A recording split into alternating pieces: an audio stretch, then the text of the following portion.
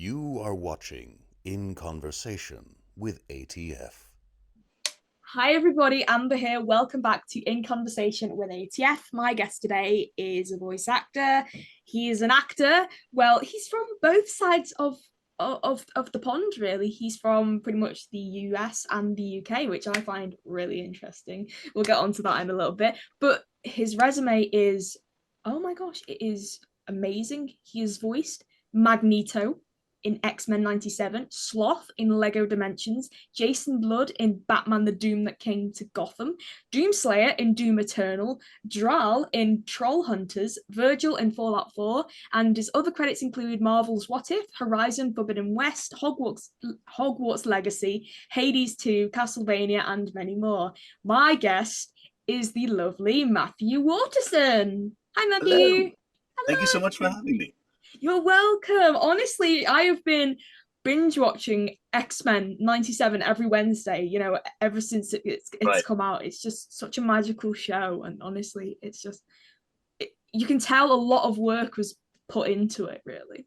Yeah, well, it's a funny thing with anything, but especially with animation, is that you sort of create it in a bubble because like I started working on it. I was cast at the end of I think 2021, and so started working pretty early in 2022. And they had obviously been working on it for a while before then, but Yeah. we were working on it for a long time, and for the majority of the time, especially with something that is from somebody like Marvel, you can't talk about it. Nobody knows what it is apart from a title. So you're sort of creating it in this bubble, and you're just going, well, we like what we're doing. We really hope that anybody else does.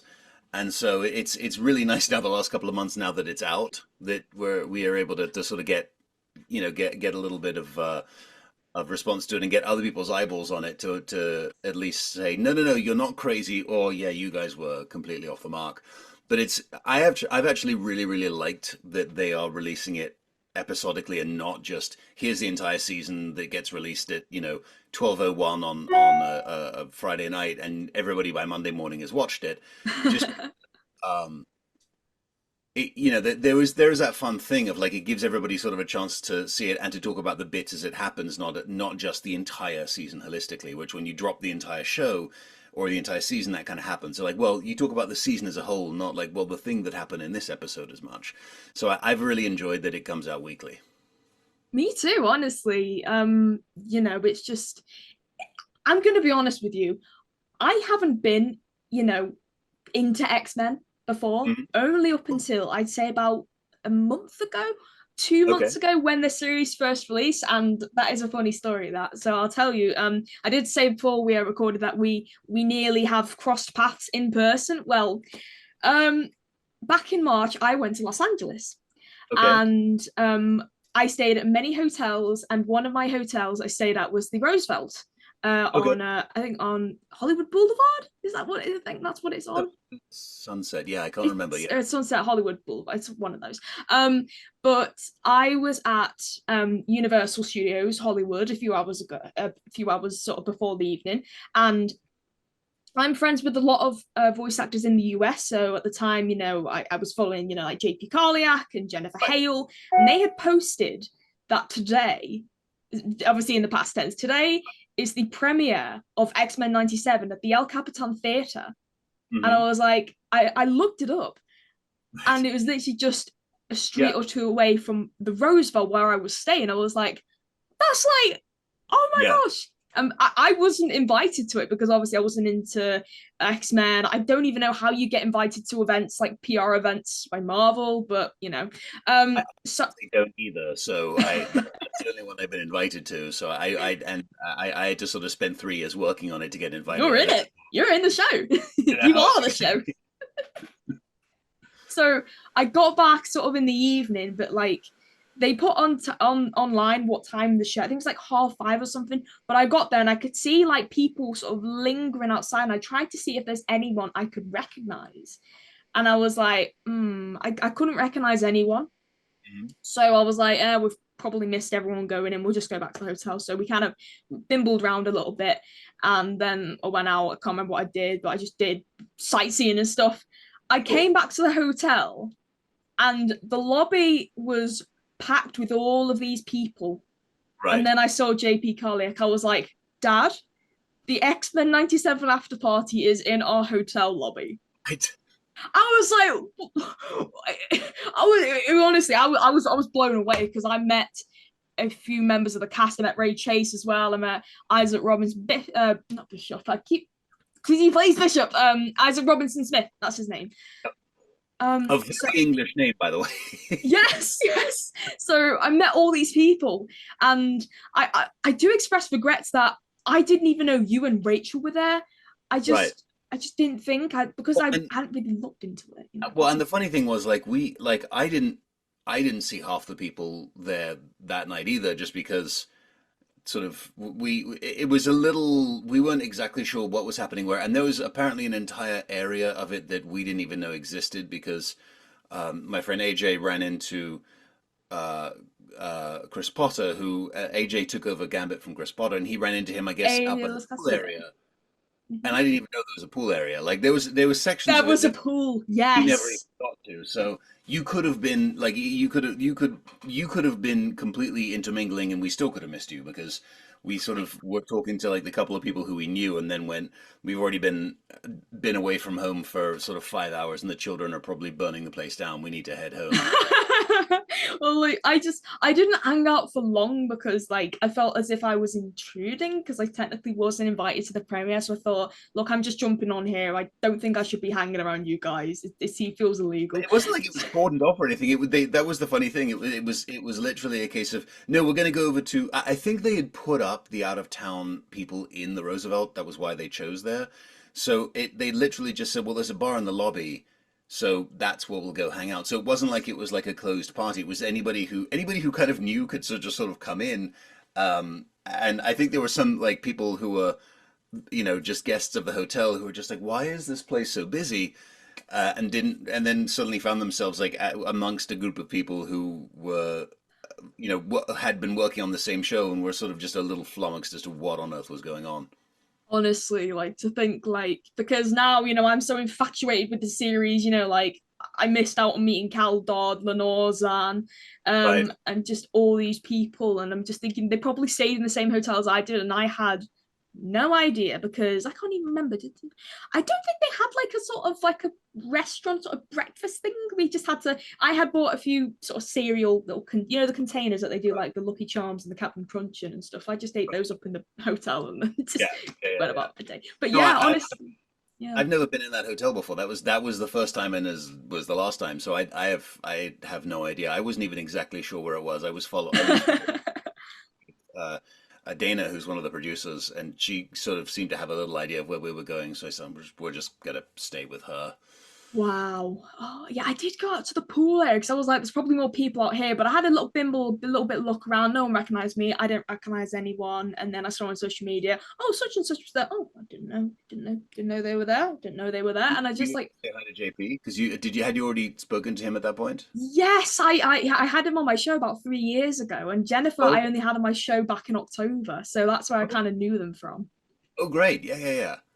So JP is often easy to pick out just from hair color. Yes, it was hair color, all blue. I was like, that is JP. I thought I reckon. Well, I mean, I was like doing this because I was like, is it? And I kind of went up to him and I didn't say anything, and then I was like, JP, and he was like, Amber. I was like, oh my gosh, it was amazing. I mean, if there's a season 2, I know obviously there's season 2 coming out, it's been confirmed, but if there's a rap party, I'm interested in coming along. Let me know. If I get invited and I have any way to let you know when, where, and how I get you on a list, I will do my best. I didn't even make it. Well, I didn't make it to any of the rap parties for the first season just because, like I said, we're a little out of town. And so sometimes it's just like I can't sort of stop everything and make it in. So I think I'm the only of the cast. I think I'm the only one who has small children. Some people have some older children, and a lot of the cast don't have kids. So I'm the only one. I think I'm the only one with small children. So a lot of the time I just have to kind of like beg off and be like, people are screaming and throwing things and refusing to work. I have to go and deal with that.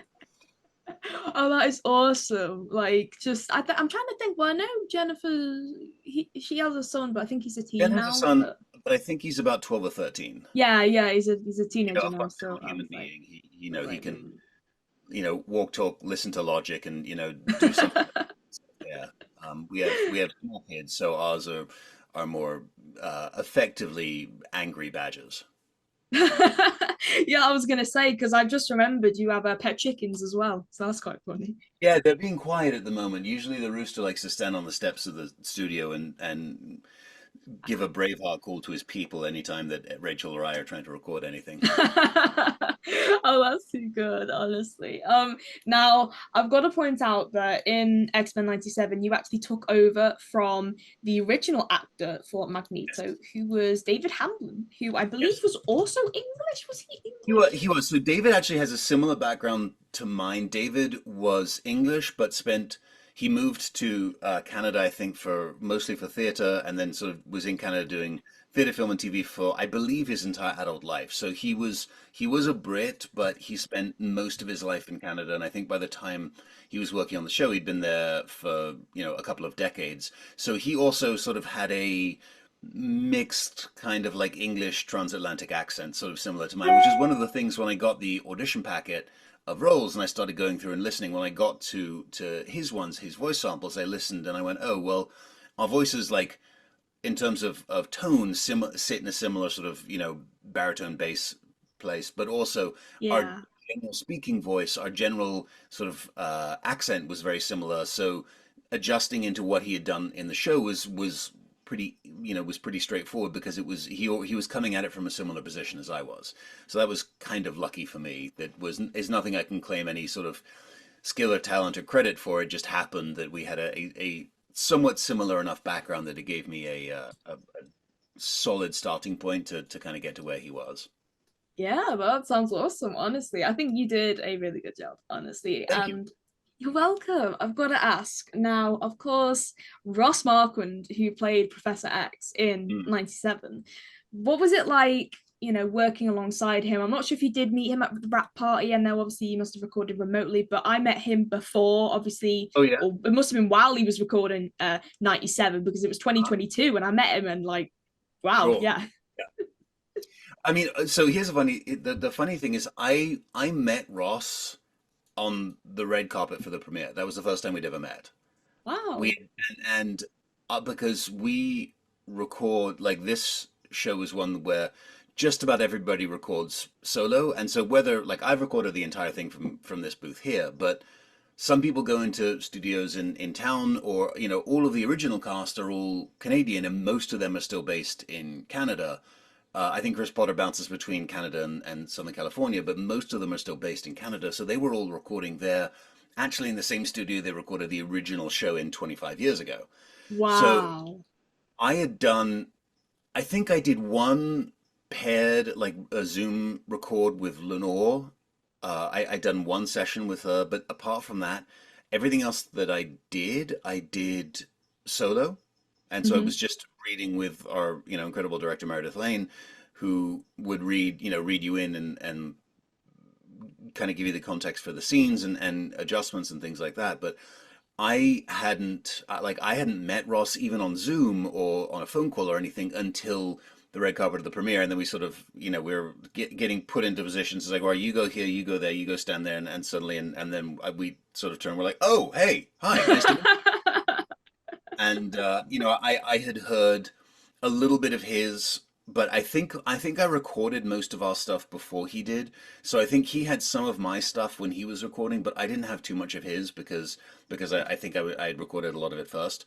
So yeah, I didn't have I didn't spend a lot of time with him. I didn't spend any time with him until I met him at the premiere.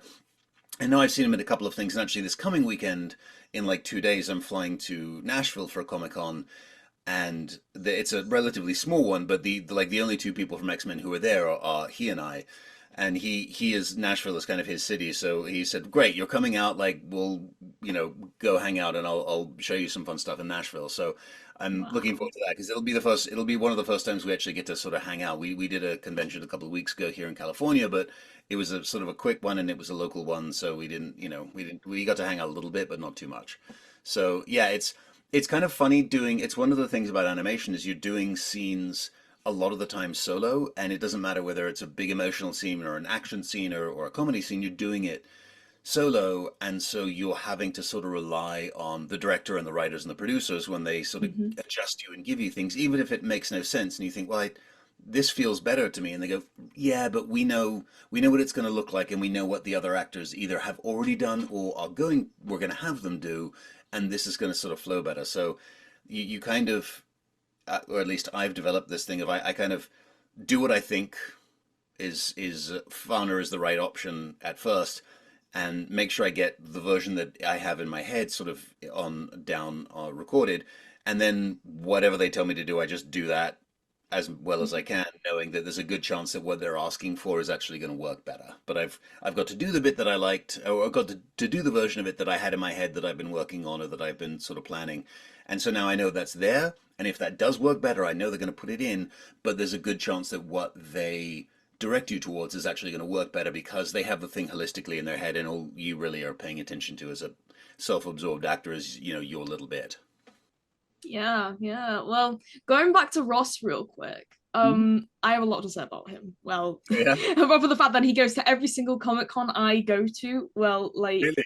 yes, I first met him at Liverpool and I was like, yeah, hi and stuff, and I hung out with him. And then a few months later, I went to Edinburgh Comic Con and he was there. And I was like, Sure. hi, it's nice to see you again. And then like 2 months later, he was at Wales Comic Con in Telford. I was like, hi. He's like, I nipped to the front of the line so I could quickly say hi. And he was like, are you following me or something? I'm like, I just happen to be at every Comic Con you're being announced for. He's not been here for a while, but he's doing one in Yorkshire in Uh-huh. I think next month. I'm not going to it, but I hope he does come back down to my Right. area. It'd be lovely to see him again. Yeah, yeah, no, he's been on the circuit. He's kind of like a pro on the circuit. He's been doing it for a while. I've only just started, and so I have this weekend will sort of be my third. So I've been Wow. relying a lot on anything he can tell me, and also Ray Chase, because Ray is a Right, very yes. experienced veteran of cons, and so Ray's been really really kind and generous, and sort of being like, no, call me with any questions or anything like that. So it's been useful to call somebody and be like, how does this work so that I don't end up completely screwing it up? And a lot of the times he's been like, no, either that you don't need to worry about that at all. It's fine. Or he'll say like, no, this is actually the part you need to pay attention to. So Yeah. having a couple of people who are really experienced has been a godsend. That's lovely. Well, we need to get you and the other cast members to the UK because the show has been a hit here. I know I know we are trying because like we've talked about it. We're actually Rachel and I are going to a con in New Zealand in a couple of weeks, Oh called wow. Etrigan, which is brilliant because we're getting to go and take the kids, which is the wonderful thing Oh about some of these sort of international wow. cons. And we were sort of looking at like, okay, we need to get to one in the UK because we want to be able to, take the whole family there because my kids are English, obviously. They have English passports, but they're only, they're little, and so none of them have been there yet. So we're like, okay, Yeah, we yeah. get them to England, and if we can fold it into a work trip so it saves us a little money, that would be brilliant. You have to get up to Liverpool. Everyone always does like, like the Beatles tour and stuff like that, and I'd be more than happy to take you around and stuff like that. Yeah, no, that's the thing. We're like we want to sort of we want to get up and we want to kind of do it and hopefully get my folks to come with us because my folks are back here now, but sort of get my folks so that they can sort of see some of the stuff with their grandparents, and then there's it's that thing of because my kids have English passports as well. Like eventually, I want to get them around a lot of it to be like, okay, this is all of England, this is Wales, this is Scotland, this is Ireland. Like get them a good sort of idea of it. So it's a case of like you can, if you decide to, you can live here. This is an option. This is open to you. But so get a little bit of a feel of it. It's just a gentle little nudge, Jake. Look, Well, it was good. The university over there is far cheaper, so if they decide to go back there for uni, that'd be great for Rachel and I. But it's yeah, it's the nice thing about having having them also have dual citizenship is that they have options. They have choices about yeah. where they can go, which is nice. I mean, they're extremely lucky children. They've got Magneto for a dad and Wonder Woman for a mum. Yeah, I don't. That may be one of those things where eventually they're just going. I know. You're pretending, right? You're not. At the moment, they're sort of like aware of it, but I've been told that a couple of some of the older kids at their school are a little more like, wait, what? Have a little stronger response or a little more energetic response than they do. They're just kind of like, yeah, no, it's a thing that you do. Yeah, yeah, They that happens. they like the last show I did, The Croods. They like that one because that's sort of like a kids slapstick comedy sitcom. So Yeah, they enjoy a lot. We haven't shown them X-Men yet. It's a little that some of it is a little too adult for yeah, we.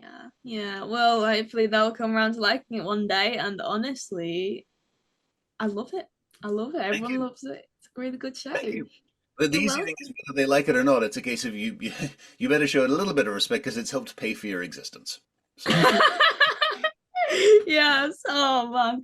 And honestly, like the cast, I am very, starstruck by. Like you're actually the first ever X-Men 97 cast member that I've had on my show post the show being released. I've had obviously JP and Jennifer on before the show was released. right. But I'm trying to get everyone else on. I've got I think it's like the 10th of June that I'm recording with Cal Dodd. Oh, okay, I'm doing a brilliant. podcast. I'm very excited for that. Yeah, no, So that's been brilliant. But oh, slowly. that's funny. Like Cal's, I've just about met everybody on the show yet, except I haven't met Cal, and I think I have met Catherine Disher, and Alison Court. I think those are the three that I haven't met from the original cast. From the new cast, I think I've met everyone, but I haven't met Wow. those people from the original cast. I because they're all up in Canada, and I haven't been at an event with any of them yet, so I haven't met any of them yet. Yeah, yeah. Well, I'm, slowly trying to get everyone on. I'm trying to get AJ on, maybe. Obviously depends on how busy they are. So like AJ and Ray and George Boozer, Yeah. Alison. I've got sort of lined up for the summer, sort Oh, brilliant. of. Yeah, yeah. So slowly getting and Lenore as well. I just like all these people. Just come on my show. I want to talk to Well, you. and the nice thing is everybody on the show is an absolute sweetheart. So I'm sure as soon as Oh, whenever people have availability, I'm sure they'll make themselves available. awesome. Well, I'm looking forward to that then. So, Matthew, I want to ask you, Yes. what sort of made you want to go into voice acting? I presume you started out as either a stage actor or an on-camera actor. Sort of, how did it all start for you? Yeah, so I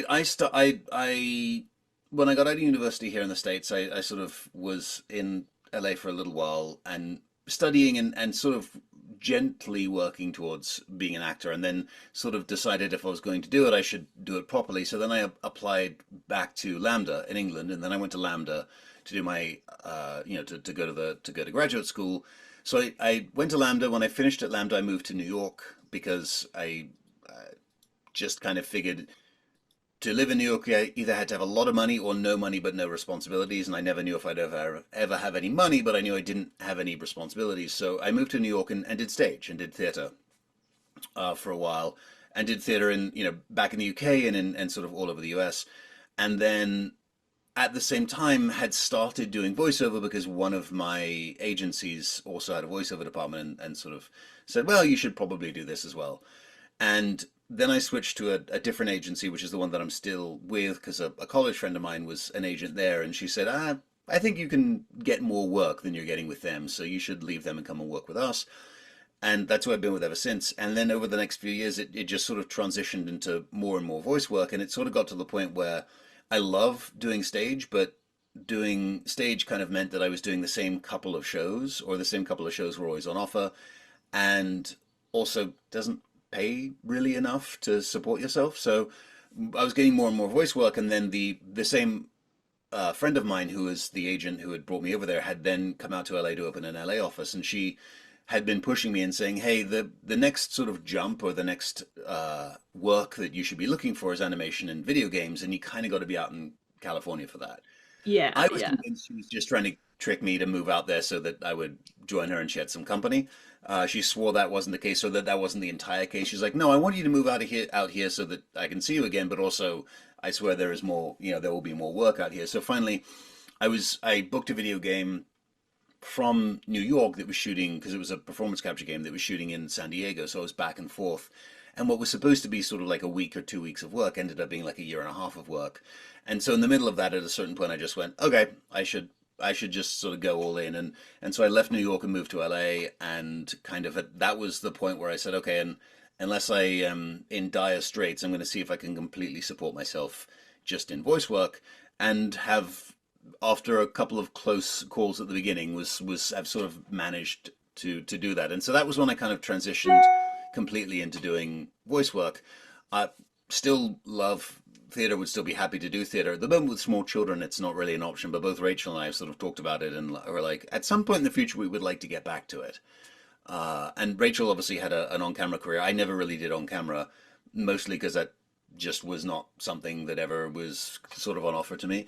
But Hmm. it's a funny situation of like, I get to do stuff in voiceover that I would never get to do on camera, because you on camera and on stage, you look the way you look. You are this tall, you are this heavy, you are of this build, you look like this.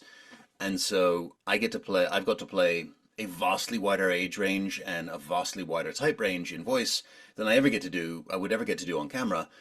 And I get to do it all the time because, I can do 2 or 3 sessions in a week or in a day that are, one can be a creature, one can be an orc or a troll or something, and another one can be sort of a lead, and then another one can be sort of a weird charactery kind of thing. The three of them are completely different, look completely different, sound completely different, and I can do them all the same day, which you'd never be able to do on camera or on stage. So that's like one of the really nice perks that I didn't think about or know about going in, that I've sort of discovered as I've got through it, and realized that, oh, this is a kind of a nice gig within this industry. Yeah, yeah, definitely. What can you remember what your first ever voiceover job was? Well, so the first voiceover job I ever got was actually by accident. It was when I was working. It was when I was still, I don't know, 21 or 22. I was working as a PA, and most of the survival jobs I did was working as a production assistant on live shows, so like award shows or reality shows or things like that, because that was something I had an entree to. And I had been working on an award show out here called the People's Choice Awards, Hmm. and one of those awards that year, they had two awards that year, the for best new comedy and best new drama, and those were both going to be voted on the internet during the show, and they would find out the winner at the end of the show. And one of the comedy that won was Damon Wayans' sitcom called My Wife and Kids. And so they won, they got given the award, and they went home. And then the next day, production said, oh, we need to get the award back from them because we need to have it engraved, because they all get engraved, but because they only found out who it was going to be last night, it wasn't engraved. So I was sent to Disney, which is where they were shooting, to collect the award to take it back. And so I arrive and get through, security and everything, and get directed up to the production office. And I arrive there and it's empty. There's nobody in the office. It's completely barren of humans at all. And I'm sort of looking around going, I don't know where to go.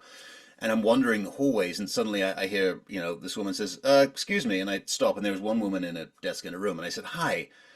And she said, well, can I help you? And I said, I'm here to collect your People's Choice Award because we have to get it engraved and blah, blah, blah. And she sort of looks at me and says, are you an actor? And I said, yes, but I'm here as a PA. And she said, you're English. And I said, yes. She goes, okay, come with me. And so she goes, takes me like down the hallway and knocks on a door and opens it. And it's their conference room. And they were doing a table read of that week's episode, which is why nobody was in the office. Everybody was in that room. And the showrunner of that show, the guy who's running it, was a guy named Don Rio. Don had also created a show at the production company my dad used to run in the 80s. And so I knew Oh. who he was. He didn't know who I was at the time, but I was like, oh, I know who that is. And this woman stick her heads in and says, hey, Don, are we still looking for a voice for the movie VO during the episode? And he goes, yeah. And she turns to me and she goes, talk to him for a sec. So I talked. So I just said, hey, how's it going? And we talked. And she goes, how's that do? And he goes, yeah, that's fine. So we went out, and I said, like, I was not in the union at the time, and I said, I'm not union or anything like that. And she goes, look, you just saved me having to spend 3 hours listening to 50 people say the exact thing you just said, just to sound like you. She goes, you just saved me 3 hours of work. I don't care. I will sign the paperwork. I'll put you in. Come back in 2 days' time. You get to record. And so what it was in this episode, the kids were going to see a movie, and it was going to be like a Merchant Ivory film. And so the camera was on the kids in the audience, but you would just keep hearing these absurd lines from like this Merchant Ivory period English movie that they'd been forced to go and see. And so they just needed somebody saying in like a very haughty English accent, like these absurd, like aristocratic lines of complete rubbish. And so that was the first VO gig I had, and I showed up, and I still get residual checks of like $3 once or twice a year for that Wow. episode. But that was the first that was actually the first voiceover job I did, and that got me into the union. And that was the one where I went, oh, actually, this voiceover thing's pretty easy. I just showed up and said like 10 lines into a microphone and left. I didn't have to go into makeup. I didn't have to go into wardrobe. I didn't have to stay around there all day. I just showed up, said the lines, and left. It was brilliant. So So that was the funny. first voiceover job I had. That was obviously not the first one that I booked when I was trying to be a voiceover actor. That was one of me just showing up in an office like an idiot and somebody going like, "You saved me time by just showing up, so you can have this job," which is very lucky, but is part of the one of the things that you kind of realize in almost everything, but especially in entertainment, is that you nobody is everybody got where they are by a combination of luck and skill or hard work, but luck is always a fundamental core part of it. Yeah, definitely. I agree. You just got to be at the right place, right time. Same sort of situation as me. Like I was asked to do voiceover for these interactive products that Uh-huh. came out a few years ago, and they're still around. It's Okay, crazy. brilliant. How much people love them and stuff, and use them, and it's just quite awesome. And so one of them's like a coin operated ride. You put the money in, it moves and stuff, and the other Okay. one is a passport photo booth. Oh, brilliant. So I occasionally see them, like when I'm out and about, and I'm like, oh yeah, that's my voice on that. There's one like that's only about 10-15 minutes away from me, and I always go and see it, and I'm just like, yep, that's me. Do you hang around it and wait for someone to come up to actually use it, and then while they're in there, start giving them like completely different instructions to confuse them? They're like, I I don't know, the do. I voice do. I'd started to love to do. push all my hair in front of my face and to stick my tongue out. I don't know why. Yeah, just I'd mess with love to do. I really would like to do that. Just sit in like the little control box of the photo booth and just start giving like random instructions in the sort of Yes. voice that I I turn use. around now. The passport photo needs a photo of the back of your head, kind of thing. And a front view and a side view. No, not Yes. just a front view, a side view as well, and mm, maybe And one you with do a nothing on it. handstand. Yes, And a handstand, yes, a leg view. There we go. exactly. Yeah. You'll be Uh, identified by your knees. just on the passport photo, it's literally just a pair of 2 feet just sticking up like that. Yeah, exactly. Matthew, I'd like to ask you about the Doom that came to Gotham. What was it Sure. like to work on that film? That one was a blast. That one was one where that actually came about as a result of Rachel, because the director of that, Wes, I got to know because Wes Wes. Gleason, Yes. yes. Wes was the director on Justice League Action with Rachel, and so when I had tagged along as an annoying plus one when she was doing SDCC 6 7 years ago, she was doing it with and a whole bunch of the cast and crew were there, and so I had at the time just had Trollhunters come out. It like the first season I think had been out, and so at a couple of times when we were just sort of hanging around waiting for them to get to go and do stuff, I was just sort of chatting with various people who were on her show, and one of them was Wes, who had been watching Trollhunters and was like, "Oh yeah, I was lucky. That was a good show because it was Guillermo del Toro and the Hageman brothers and these incredible Yeah. filmmakers." And so he knew the show, and so we got kind of friendly, and so jumped to a few years ago, and the Doom that came to Gotham was great because he went, "Oh no, I for Jason Etrigan, he's this very well spoken English gentleman who also has this demon inside of him, and what we want to try and do is have you do we wanted somebody who could do both the Jason Blood, the Englishman, and the demon, hopefully without doing any processing on the voice. And I know you from doing, monsters and creatures and trolls, and I've spoken to you and I know what you sound like." So he actually just straight offered that to me, which does not happen much. But he called and said, "Hey, but this is what we're trying to do." So it's this character who sort of shows up a couple of times through this film, and is Batman doesn't really know what the deal with the guy is because he's kind of in this entire sort of supernatural world, which is a little strange to him. and Jason Blood sort of shows up and is kind of gently guiding him and sort of helping him. But he said the weird thing is Jason Blood speaks normally. Etrigan, the demon, speaks in rhyme, which he said, so the trick is to make this giant raging fire demon who speaks in rhyme not sound silly. Because it's easy if something sounds like a nursery rhyme for it to not be taken so seriously.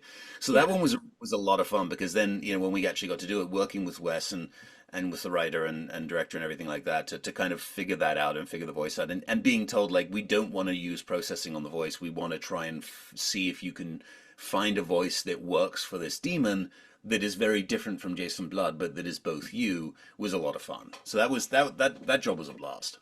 Awesome. Did you, by any chance, at SDCC, did you meet Kevin Conroy? I didn't know. Unfortunately, he wasn't. So the actors who were there it was Rachel, Jason Lewis, who played Superman, and Diedrich Bader, who played, who did he play in that? Booster. I think he played Booster Gold in that one. Mm-hmm. There might have been one other actor, but that was it. But Kevin wasn't there and Mark weren't there. So Rachel, spent a lot of time in the booth with them, but I never got to meet them. Oh, that's a shame. Well, Yeah. yeah, I do remember speaking to Rachel about meeting Kevin Conroy and Mark Hamill and stuff, and yeah, it was very, very lovely. Yeah, really, supposedly both were absolutely lovely to work with. definitely. Honestly, I've only met Kevin. I never met Mark, but honestly, from what I experienced with Kevin, he was really lovely. He was, Yeah, it was that was, great. and it's funny. Diedrich, in an interview years and years ago, I don't remember where it was, said something that has always stuck with me. And he said, when I did the Drew Carey show and the Drew Carey show became a huge hit, he said, if I had wanted to, I could have turned really unpleasant. I could have turned into a complete pain in the ass, because the show was worth hundreds of millions of dollars. And unless I did something illegal, like, they weren't going to get rid of me because it was too valuable. He said, and I saw, on in the industry and around things, people become unpleasant. He said, the thing that I've always liked about voiceover is everybody is replaceable. There's always somebody who can match your voice. He said, so what I've generally found is that in voiceover, for the most part, people are lovely, because anybody who's Definitely not right lovely about that. gets replaced, because nobody needs to spend their time working with somebody unpleasant, and there's not a sort of economic or financial reason to keep somebody around, because you can always find somebody who can mimic their voice and sounds like them. And that always that was years and years ago that I heard him say that, and that always kind of stuck with me. And so that and over the last 10 years, that has very much been my experiences. I've run into precious few, if any, truly unpleasant people in sort of voiceover, whether it's in gaming or animation or things like that. So it's one of the other nice perks about this part of the industry, is that on the whole, people are lovely. Definitely, I can relate. There's a few bad apples, but honestly, the good outweighs the bad. So that's the best thing about it. Yeah, and actually, I've got to bring up, right, Doom Eternal. Now, this was crazy, when it first came out, because obviously it was well, I wouldn't say competing, but the alleged release date was the same day Animal Crossing New Horizons came out. So Yes. you had the Doom Slayer and the Isabel sort of pairing and stuff Yeah, like when that. people set them up, they're just like, this is just a hysterical, cute, and fluffy pairing. Yeah. Yeah, so I was going to ask you, what was it like to sort of work on that game? And then when the sort of game came out, what was your reaction to all of this Doomslayer meets Isabel stuff? So I did, so that game was one that I booked through an audition, and it was under a working title, so I didn't know what it was, and I went and did the session, and the uh, casting director and voice director was somebody who I worked with before, and is wonderful. And it was sort of at the end of the session, and I wasn't paying a huge amount. I was, going, okay, this is what I did in the audition. They would play it back, and I would go, okay, and then they would give me the lines, and I would do the stuff, and I wasn't really thinking about it. And then at the end, two of the developers who were there said, "Hey, can we just get a quick selfie photo?" And I said, "Okay, that's sure. Why?" And I don't remember how it came up, but I said, "I people don't usually ask for sort of selfie photos," and they said, "Oh, well, this character's never had a voice before." And I said, which one?" They said, "Well, the one you're doing." I said, "Oh, well, has he been around before?" And then they sort of said, "Yeah, this is Doom, like the franchise Doom, and this is the main guy. We've never voiced him before, so this is the first time." So I didn't realize until pretty much the end of the session what it was that we were doing exactly. And I sort of went, wait a minute, because I remember in boarding school in the mid 90s, the kids who Mhm. had laptops like these old 386 and 486 PC laptops who were playing Doom, the old 16-bit or 8-bit version of it on there. And so I was sort of going, oh wait, this is like a 20-year-old game and this character's never spoken before. And they said no. And so not dissimilar to X-Men, in my head I immediately went, oh, some people are going to be real mad about this and be really, really upset with whatever it is I do. And so it was a situation of going, oh, okay, well, whenever you do something like that, you kind of hope that, a third of the people like what you do, a third of the people are indifferent, and only a third of the people hate you and think that you've destroyed their childhood. And so that was kind of the ratio I was going for. Um, but then, when it came out, it was a lot of fun and it was a blast. And obviously, people, some people didn't like him having a voice. Some people didn't like my voice, but on the whole, people were really positive, which was lovely. And then I actually was working at the time with AJ on God of War, and we were doing sort of previs for it. So we were doing, motion capture. And when they came out, and I didn't know about the Animal Crossing and stuff like that, and he and a couple of the other people on the crew on God of War who knew all of that more sort of had to sort of tell me like, no, no, no, there's this weird crossover that people are doing between this like cute and fluffy Animal Crossing character and then the Doomslayer, just because they came out on the same day. They were kind of going head to head, even though they're not, because they're very different games. So as a result, that people went, no, but they're not competing. They're like working together, and so they put the things together and like in all of these sort of images and memes, and so I had to kind of be introduced to it as the out of touch old man by the younger uh, people who kind of knew what was going on. But it was cute. I was like, that's hysterical and adorable. I love that. Yeah, so funny indeed. I've just found out, it's nothing to do with obviously Doomslayer or anything, but I've just found out that they're now making X-Men 97 Funko Pops and they have just released a Funko exclusive Magneto, There, yeah, I think. that box there is Funko's. That one right there. I don't know if it's the one that you're looking at. The one that my finger is on right now. That box. Oh, right, I see. So I was gonna ask, how many of them do you expect to be signing at the next few Comic Con appearances? It's been kind of a nice thing, like the between the Funkos, the fact that Magneto gets two action figures because he has the black suit and he has the traditional purple and red suit, and then because they made the helmets, these things, from the show as well. Yeah. Uh, they're all things that people like are actually buying and want to get signed. So I've signed, I don't know, probably 30 of these and probably, I don't know, 40 or 50 of the Funkos. What's on top of the Magneto Funko Pop that's on the windowsill? Oh, there's a whole bunch of stuff. There's a Magneto. There's a Oh beside no, it I is meant I meant on the other side, the okay. window closest to you. These are so these are okay. So this is Rachel's one from League of Legends. That's Misfortune. Oh right. This is an Etrigan. This is a Etrigan the Demon. Oh right. I was gonna say because the Misfortune one, I genuinely thought that was Magneto in his black suit. It looks so similar. I'm No, not no, being no. funny. This is Rachel's. This is Misfortune from League of Legends. Ah, right. Yeah, because Magneto's got like a sort of like a red sort of, like a Yeah, V shape on his head, so I just presume. it's that one. Oh, wow. Oh, that is awesome. I love how they package these, like the sort of like action figures and like how Yeah. they used to package them. That is So awesome. I've signed a handful of these, and there's one of these as well that's in the traditional costume that he also wears, so the red and the purple. So Awesome. there's a lot of stuff for this show, which is awesome, but also you can see it's starting to kind of take over. Like the couches in the office is just getting filled with pics and posters and stuff like that. Not So over the at couch, a but the certain whole point, we're gonna world. have to like start tamping it down and being a little more selective with what we pick. Yeah, yeah.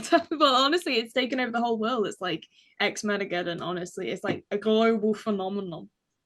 Phenomenon. That's fun to me. We're hoping we get to keep making the show for another decade. So the more demand for it, the more likely.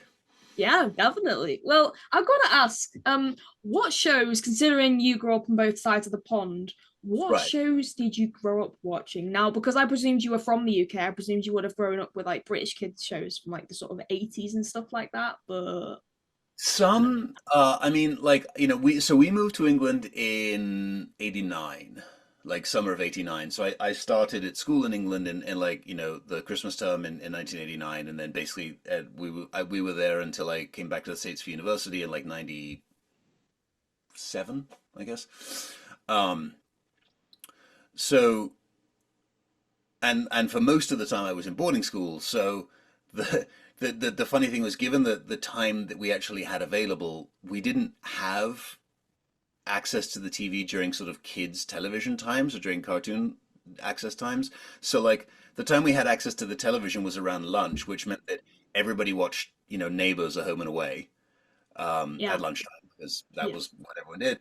Traditional. And then, I would record at home like The Simpsons on VHS, and I would bring it in every couple of weeks. So I'd have a VHS cassette that had like 6 episodes of The Simpsons on it, and we would have that at my house for, my boarding house for the next few weeks, and then finally we would have got through everything on there, and hopefully I'd have a new tape that my parents could give me of new episodes, and we would just sort of swap that around. So we watched a good amount of Australian soap operas, The Simpsons, and then obviously the other times we actually had access to the telly was in the evening. So it was the stuff that The was. news. It was the news. It was Top of the Pops. It was, there was like, it was like the Noel Edmonds stuff. It was, a lot of the kind of questionable television that came from the 80s. Yeah.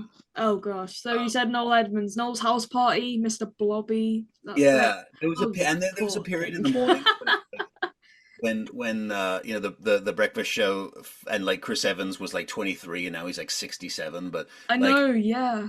when he sort of hit was when I was in school, and so like the Channel 4's breakfast show and all that kind of stuff. So I had weird television habits in when I was growing up, just because of when I actually had access to the television, and then at Christmas or Easter and in the summers it was kind of a free for all. But the times that I remember were the specific windows that we had at school, which were not the common times when you would have programming designed for us. So we were watching this weird amalgam of television.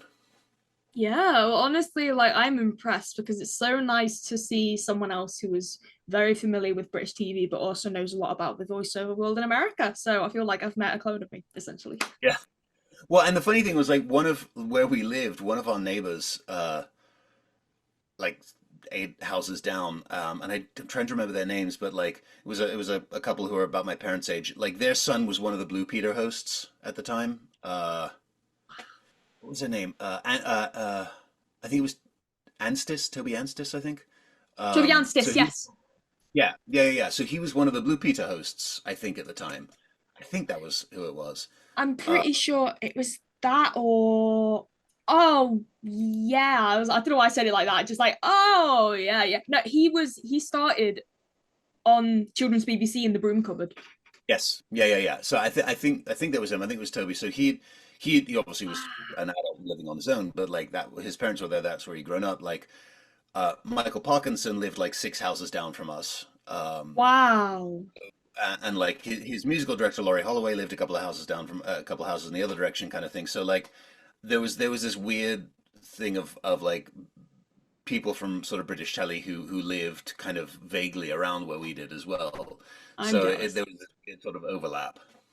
I So am there's so people who jealous. I'd never seen Michael Parkinson in anything. I just know like that's a whitehead guy who's sometimes wandering down the He street. does the talk No, show, that's him. like, all right, fine. I was 11. I didn't know. What is a dream franchise that you've always wanted to work on, or like a franchise, like you've never worked on before, like a brand or a show that you've always wanted to work on, I mean, but you so the, haven't? the funny one, and like I've been really lucky. Like I've got to do stuff in Star Wars. I've got to do stuff in Marvel. I've got to do stuff in DC. So like I've kind of been really fortunate that I've got to dip my toe into a lot of these ones. Yeah. But the second it came on television, whatever it was now, 10 years ago, the first episode I saw, I just watched and I went, I want to do this show. And I don't know if I'll ever get a chance to, but I desperately want to do Archer, which is a like What are you gonna say off? I was like, oh, I think that show ended about a year ago.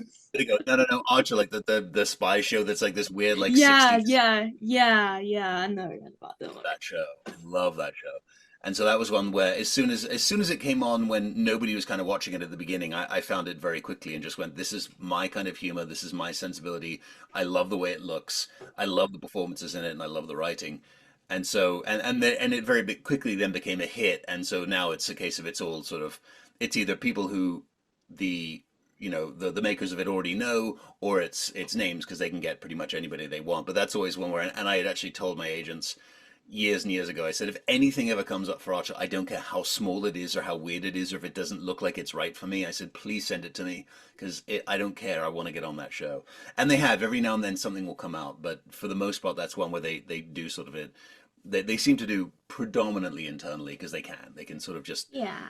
well, who do we feel like we should use? We should use this person. And most of the time people say yes. Well, that's a But really good choice. I've loved that show since it came on. That's a really good choice. Yeah, and I really do hope you get a part in it someday. Thank you. That'd be nice. I don't know how much longer it's going to run. It's been on for a long time, but yeah, Who knows? any chance I get, I would take. Who knows? Who knows? Well, Matthew, I'd like to ask you one final question, if that's okay Sure. with you. The big Sure. question is Lego Dimensions. You're the voice of Sloth. Yeah. Did you grow up watching? Had you ever seen the film, The Oh, Goonies, beforehand? Goonies Or was one of the was it like movies that I drove my parents crazy. I just would watch on repeat. I had like four movies that eventually they kind of banned me from watching. One of them was Goonies. One of them was Blazing Saddles. One of them was Police Academy 4, Citizens on Patrol, because that one had skateboarding in it. Um, Oh.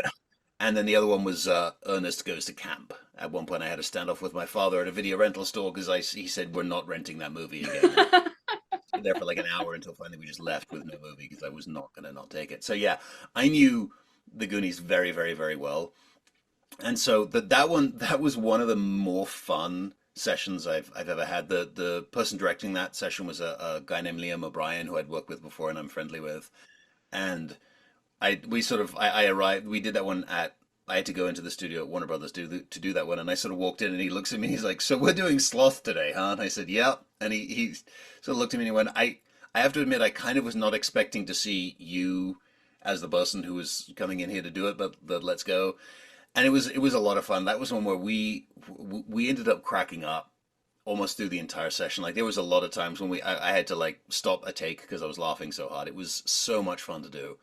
And one of the really fun things about it was at one point, like Sloth interacts with Wonder Woman, and it was while Rachel was still doing JLA or had just finished doing JLA. Wow. So and you can actually find it like on YouTube. There's clips of Sloth of Sloth. He's just supposed to be interacting with Wonder Woman, but of course, when I'm doing it in my head, I'm talking to Rachel, so he's also being he's a little bit he's just kind of like a little bit hitting on her because I'm like, it's my wife. But it was just that was really really fun because yeah, I grew up with that and it turned out that the guy who played Sloth, who was a former football player, like American football player, was apparently a lovely lovely guy and was actually a friend of a good friend of Rachel's, and he passed away pretty young. He passed away in his like late 30s, most likely because of like steroid use and stuff like that, because he was a huge human being.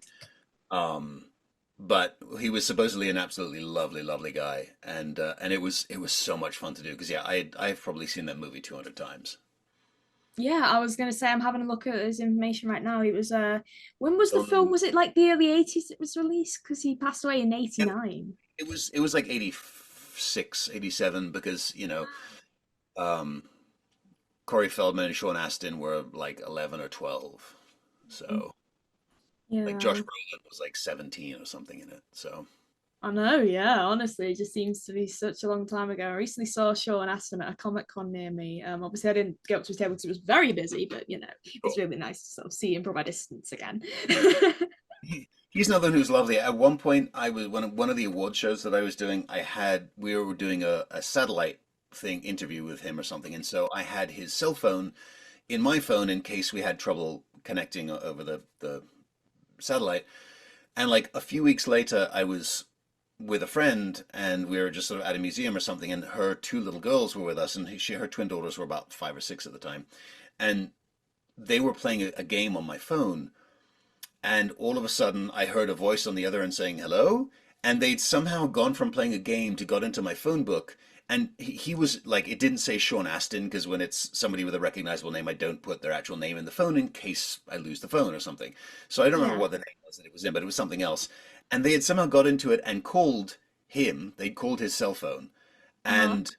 and he had picked up because a number that was in his phone from something or other had called him.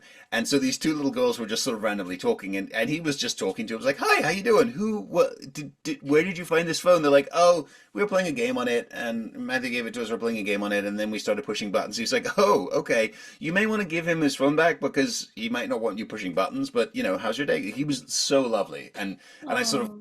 grabbed it and I said, "I'm really, really sorry." And he was just like, he has kids, so he was just laughing. He's like, "It's totally fine." He didn't know who I was at all, but he was very, very lovely, which is the thing. He didn't know who I was, and he was still, some kids had called him, and he was still very, very sweet about it. So he's all of my experience, and Rachel worked with him on JLA, has been also that he's just the sweetest man.